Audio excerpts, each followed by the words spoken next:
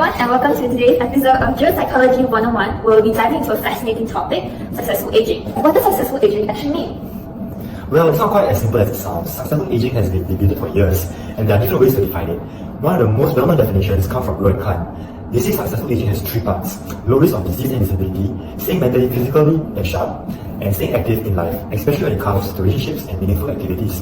But is that all there is to it, or could it be more than just those factors? Exactly. Is it something you achieve, or is it more of a lifelong process? It's also subjective. Successful aging isn't just about ticking off boxes on a medical checklist. You might be in perfect health, but still feel like you are not aging well.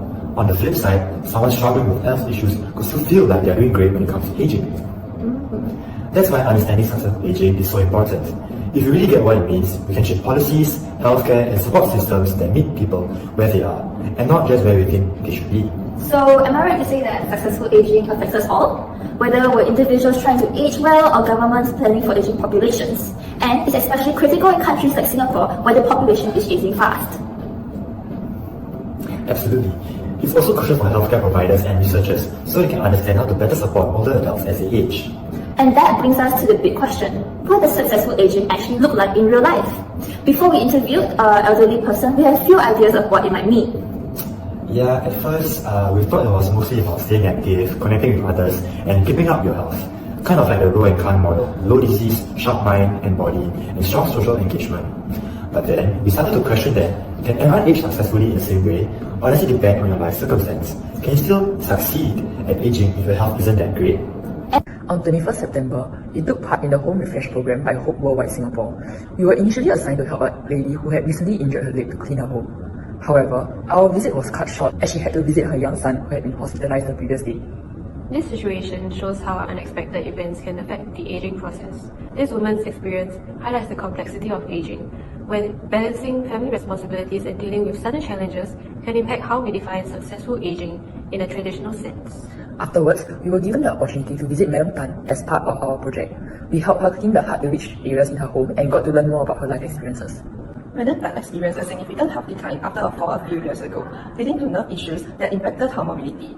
Furthermore, an eye surgery a few years ago has left her feeling dizzy and hearing a buzzing sound coming from her head constantly, which severely impacted her independence, preventing her from going out by herself. She expressed profound sadness about losing her freedom and relying on others for support. This story illustrates the first component of successful aging proposed by Rowe and Kahn: low probability of disease. Her health challenges significantly limit her physical functionality and engagement with the world around her. Moreover, her dizziness and the buzzing was dismissed by doctors, who attributed the buzzing to hearing difficulties despite her insisting otherwise, and told her not to come back if she did not have hearing difficulties, leading to Madam Tan feeling frustrated and angry at the doctors. This shows the need for an integrated and interdisciplinary healthcare system which is sensitive to the needs and possible different health challenges of the elderly, and able to direct them to more relevant avenues to seek help.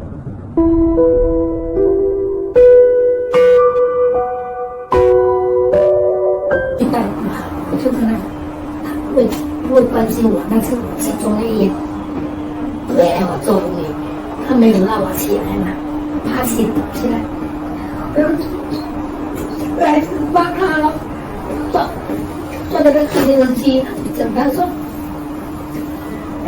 你起来，爸爸没有可能，你叫妈妈洗衣服了，发脾气了。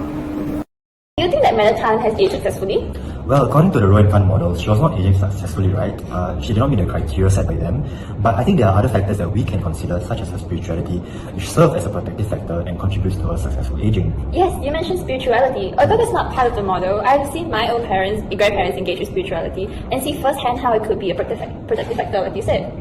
Yeah, I can say the same for my own grandparents as well. Living with them, I can see how a connection with a higher being has made their lives more purposeful and more meaningful. It's almost as if, despite being frail and having issues with chronic disease, that they can attain a sort of subjective successful aging due to this. That's really interesting. It makes me wonder if models like Rowe and Kahn are too rigid and narrow when it comes to capturing what people value as the age. Yes, I do agree. I think that a more holistic view, or rather an expansion of what Rowe and Kahn meant when they say active engagement with life, is suitable. I hope that for the audience, this convinces them that theory should be supplemented with real-life experience when dealing with the elderly.